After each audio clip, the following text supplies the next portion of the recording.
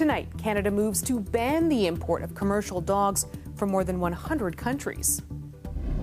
I can't imagine if we can't rescue these guys, what's going to happen to them.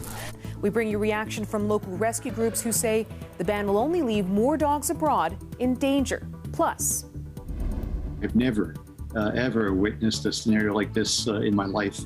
Staff shortages at an Ontario hospital prompted to close its entire emergency department, and it's not the only facility struggling. And you know, a lot of times we're looked over, and we just proved that we deserve to be here. It's being billed as Toronto's first paid women's basketball league. We'll introduce you to the ladies of Hoop Queens and their dreams of bringing a WNBA team here. This is CBC Late Night News.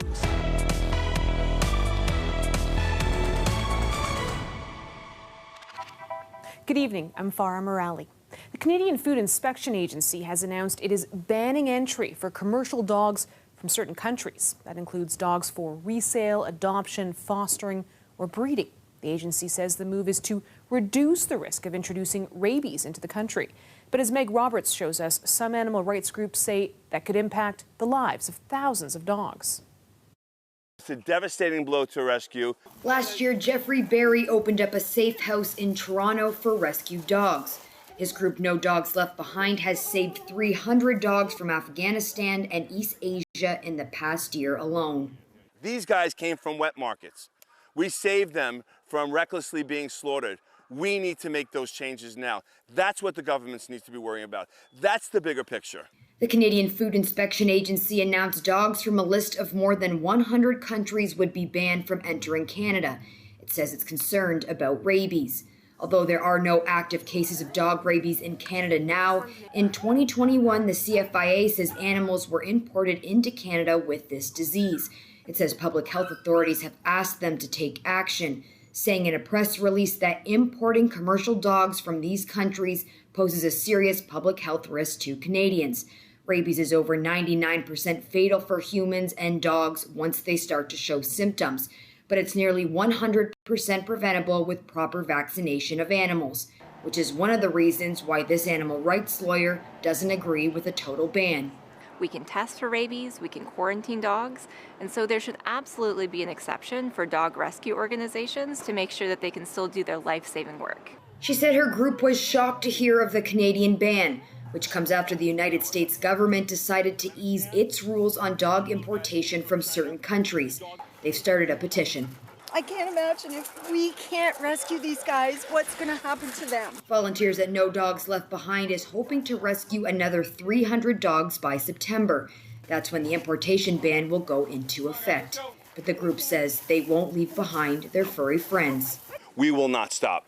We will not stop saving lives. We need to figure out a solution. Meg Roberts, CBC News, Toronto. Staffing shortages across the country have forced some hospitals to shut down their emergency rooms. That is ominous for patients. And as the CBC's Talia Ricci reports, there are calls for urgent action. Shutting down an emergency department is something staff at these Ontario hospitals say they've never experienced before. The big blue and white H signs at the edge of town need to be covered up. So like they get covered with garbage bags. So I've been in Perth for 39 years. This is coming on my 40th, I think. And I've never, ever witnessed a scenario like this in my life. This hospital in Perth, Ontario was forced to shut down its ER Saturday morning. Staffing was already tight and then a COVID-19 outbreak hit. Dr. Alan Drummond says his department sees about 28,000 people a year. The next hospital is 20 kilometers away. We're worried about what this means to the person who shows up unannounced at our doors at 3 o'clock in the morning with a seizing child in the back of their car. Staffing shortages are impacting hospitals across the country. In Quebec, 6 emergency rooms will be partially closed this summer. And in southwestern Manitoba, hospitals are scaling back and suspending some ER services. The impact of a closure is felt by almost everybody in the community. Those who advocate for healthcare workers say staff shortages in hospitals were a problem even before the pandemic began. And that's only been made worse by COVID-19. 2.5 years of unrelentless pressure, of workloads going up and up and up, of vacations canceled. Doris Grinspun says pay increases and letting internationally trained nurses work would help. We need to fast forward the pedal quickly because the U.S. is also in a shortage and they are suctioning our nurses out of here too. Some say planned closures are the safest solution for now. That it makes way more sense. It's much safer to have a planned closure that gets decided on a couple of days in advance than a sort of unannounced or precipitous closure. But with patients top of mind, doctors hope these closures are limited and vacancies start to be filled. Talia Ricci, CBC News, Toronto. In Ontario, health officials are bracing for a resurgence of COVID-19 cases in late summer and early fall as immune-evasive variants like BA4 and BA5 become widespread.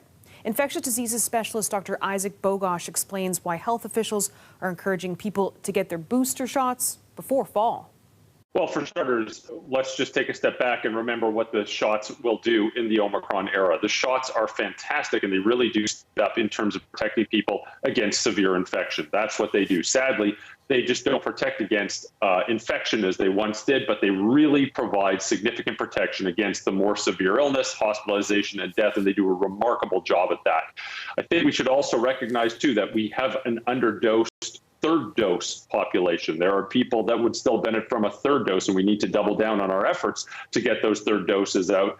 And in addition to that, currently in Ontario, not in the entire country, but in Ontario, fourth doses are eligible for people age 60 and up, in addition to people with compromised immune systems and other medical comorbidities. That's the population that is disproportionately impacted by hospitalizations. So really have to get those individuals their additional booster doses as well. So I think we should really be focusing on third doses and ensuring people are eligible for their fourth dose to get that fourth dose. I think that will go a long way in protecting the individuals, plus our healthcare system throughout the wave that we're currently having. Staffing issues are also wreaking havoc at airports this long weekend, both in Canada and the U.S. As the CBC's Jennifer Yoon shows us, for some it's turned air travel into a time-consuming patience testing obstacle course. These are the scenes that greeted many this long weekend at some of Canada's busiest airports. When we spoke to him, one young traveler in Montreal had been in line more than an hour and a half just to check in. It's not normal. It's not normal.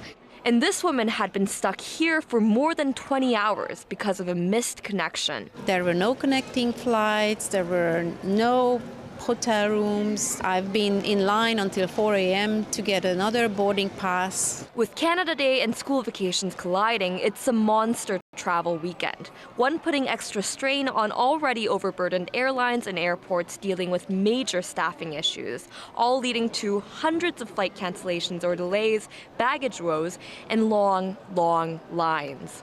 Now, these are the kind of lines that people have to wait in here at the Montreal Trudeau Airport. This line right here is to drop off your baggage and also to check in for your flight. Some people say that their flights were delayed, while others said they came in early because they're worried about complications. And it's not just Canada. U.S. airports are seeing similar scenes and similar problems this 4th of July weekend. I can't even get home now. I don't know how I'm going to get home. It all has some weary travelers taking precautions. This man paid extra for baggage insurance after seeing chaotic scenes at baggage claims. At least, like this, we are safe. There is no steal. There is no miss of our baggage. That's it. And some worry this could drag out all summer long. I see no future this summer with it getting any better, and I'm hearing from many people that they may just, if they don't have plans yet, if they haven't purchased tickets yet, maybe take a second thought and wait till next summer. But if you do choose to travel, the advice is accept it may not be a smooth experience. I think that we've all cried at least at one point. And to pack your patience. Jennifer Yoon, CBC News, Montreal. Now, you heard from Martin Firestone in that piece. He's a travel insurance broker in Toronto, and he has some tips if you are planning a flight anytime soon. So insurance now, more than ever, takes on a whole new role. Trip cancellation, interruption in the event a plane is delayed or fully canceled.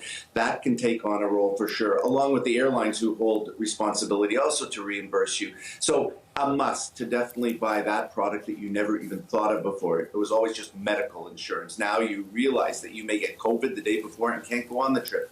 You may realize that that plane doesn't take off and you have to wait 2 days to get another flight. So insurance for sure. But at the end of the day, leaving, you have to get there early. And when you arrive back here, don't have anyone come pick you up because it could be a 5-hour experience before you get out of the airport. Just short term for the moment, I think the summer is a wipeout. I just don't think anybody's going to get on a plane and get to places on time for the summer anyway.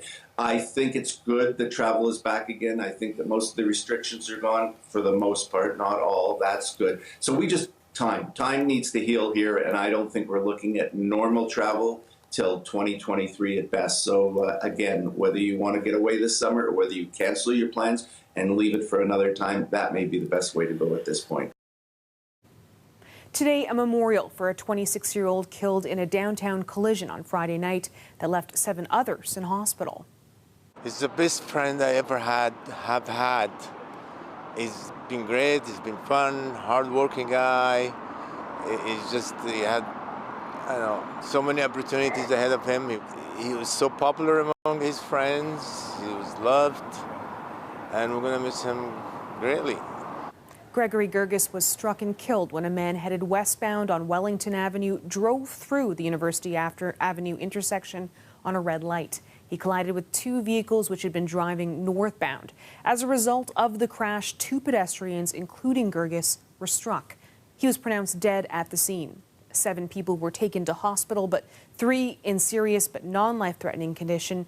26-year-old Nitin Thakur is facing numerous impaired driving charges. Toronto police say the investigation is ongoing. 2 people are dead following separate car crashes in Peel region on Saturday night. The first happened at Derry Road and 9th Line in Mississauga shortly after 10 p.m. 2 cars were involved. Police say a 20-year-old man died on scene. The driver of the same vehicle, a 20-year-old woman, was rushed to hospital with life-threatening injuries. The man driving the other vehicle was taken to hospital with non-life-threatening injuries. And over to Brampton, where the second crash happened near Credit View Road and Walness Drive. Police say they were called to the scene around 12:30 this morning. A 29-year-old was ejected from one of the 2 vehicles and pronounced dead at the scene. The driver of that vehicle, 29-year-old Supinder Singh of Brampton, is facing impaired driving charges. 3 people in the other vehicle, including a baby, were taken to hospital, but are now in stable condition.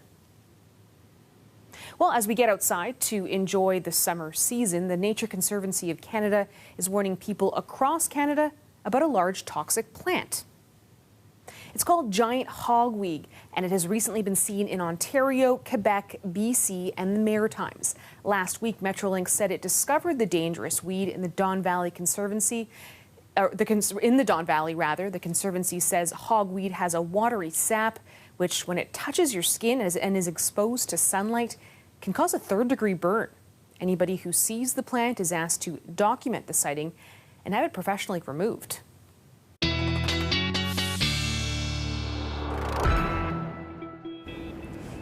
Sophia Kambalia joins us with a first look at the forecast. Sophia, that hogweed sounds like something out of nightmares. Yeah, it is incredibly potent. As a reporter, we've gone out actually and done stories to inform people about it because you don't know how potent it is, and you have to wear a full hazmat suit when you're out reporting near it because it is that dangerous. So yes, definitely document it. There are signs around certain areas where it is seen as well.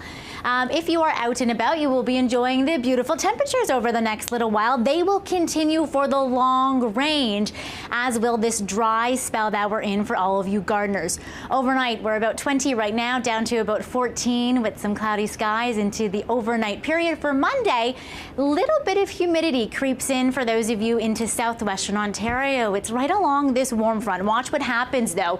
It's going to mean a Monday of increasing cloud showers, cottage country and north, and then we are watching the threat of some pretty potent overnight storms for those of you into southwestern Ontario, along with the day of rain for some into Tuesday. I'll tell you about how Toronto is not going to get much of the rain and how badly we need it in the Long Range. Farah. Thanks, Sophia. Welcome back. A new natural oasis has been set up in the heart of the city with over 2,000 square feet of grass and over 100 trees and shrubs. The Park Space project was designed to help businesses in the area and create more foot traffic. CBC's Dahlia Ashry has more on the green space. I thought it was a movie set at first. No, it's not a movie set. It's a park space that spans 200 meters along Parliament Street, filled with tree stumps and logs that have been saved by the wood chipper. A place to strum a tune or two, or the perfect spot to hang out with friends. Especially after COVID, of having a space where you can interact with people and just have conversations. It's a nice thing. This is a really busy street and it provides a sense of calm, but it would be so lovely to have a corner like this everywhere. Make the city more inclusive to different pedestrians. Throughout COVID, Cafe Tio could be spotted in many neighborhoods across the city. This MPP says this is an upgrade of some sorts. Many of them have been criticized for perhaps being a little bit too utilitarian. There's orange cones and pylons everywhere. It doesn't really enhance the user experience. The concept originated in 2012 on Young through the Living Streets program, a partnership between Kristen Wong Tam, formerly the city councillor of the area, and Beanstalk Natural Playgrounds. We're bringing in 75, 100 trees just into this little section of the community and still allow the buses to flow through and still allow bike share to work. Well, then the community actually comes back. The Cabbagetown BIA is also involved with this project. It's being corporately funded with no tax dollars used to create the space. What you see here is a placemaking initiative largely designed to support the local merchants and the businesses who've been really quite impacted during the past 2.5 years of the pandemic. This pizza business now has a temporary patio upgrade. We thought that would take away from our profits as a business. We sort of coordinated with the BIA and with the people who are organizing the Naturescape, and it turns out that we are able to have some seating, and now our seating is much nicer than our original patio. The speed limit in the area has also been reduced from 50 to 30 kilometers an hour. Whoever did it, kudos to them, and make it permanent. The new park space will be around until September. Dahlia Ashry, CBC News, Toronto. Welcome back. We all know how much basketball hype there is in this city, especially around our beloved Raptors. But for Nikisa Kumal Singh, she wants the game we love to be an inspiration and safe space for women. That's why she founded Hoop Queens, a league that's being called Toronto's first paid women's basketball league. We went down to Kerr Hall at Toronto Metropolitan University today to see what kind of noise this new league is making. Hoop Queens has been going for 2 years now. Since 2020, we started with runs, and then we did our tournament last year, and then this year is our 3rd year. I think that it's growing so much right now in the city, and this is a great opportunity for women and everyone to get exposure and show that Canada also has good basketball. Before the games, we host workshops that help to challenge kind of personal growth and conversations around building community, how to build skills on and off the court. Last year we did a tournament, we gave away a scholarship. This year we decided to challenge ourselves and create our own seat at the table.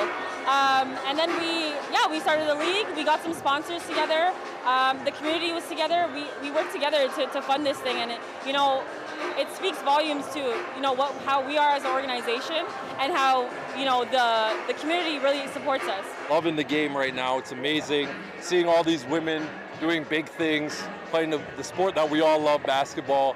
Shout out to Kisa for getting this all organized and getting this all out there. Basketball's paid for my schooling. It's done so much for me. And I think that goes for every sport too, And as long as you fight for what you love, it will take you beautiful places, anywhere you want to go. Our hopes is definitely to do something with the WNBA once it gets here, and then have a physical space for us to compete and hold our programming, and not just basketball, other sports. All women deserve those safe spaces. It's been such a great turnout, and just really excited to see what next year happens. We're proving that there is a crowd, and there there is community that supports women basketball. You know, a lot of times we're looked over, and we just prove that we deserve to be here and we deserve resources to create safe spaces.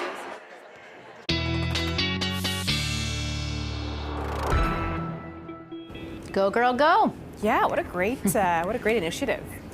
Sophia Kambalia, of course, back with a look at our forecast. I saw them playing basketball indoors in that story, Sophia, but of course a great day to be playing outside as well. Yeah, it'll be like that really for the next 14-day stretch. We're in for a long-range period of really stable temperatures right after we get past a little bit of active weather come Tuesday. Let's tell you about that right now. We are watching this cluster of thunderstorms that will ride this very stable ridge in the jet stream and visit us, especially in the southwestern portion of the province. It will mean rain throughout the day Tuesday for pretty much everybody in southern Ontario, except for those of you in Toronto and around the GTA where you really need it the most. The gardens are very dry and crispy. There will be a couple rounds of rain north and east of the city and into the southwest. And for those of you sort of London and south, there's also ample thunderstorm energy at play for what could be some early morning or even nocturnal, pretty juicy storms, kind of nature's alarm clock right around the time when you should be getting up normally.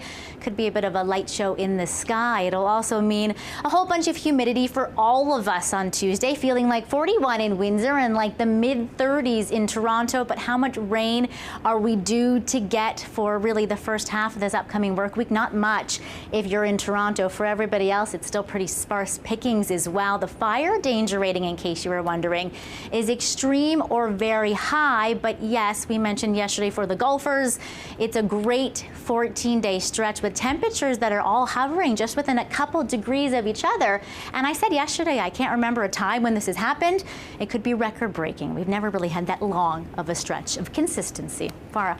Thanks, Sophia. Really quickly, before we let you go, you Backstreet Boys fan? Oh, you know it. Show me the meaning of a next concert with Drake. Well, you're in luck because we're going to end our show with some more pictures from the duet of Drake and the Backstreet Boys. He, of course, came on stage for the show last night in Toronto. That is our show for tonight. Have a good one.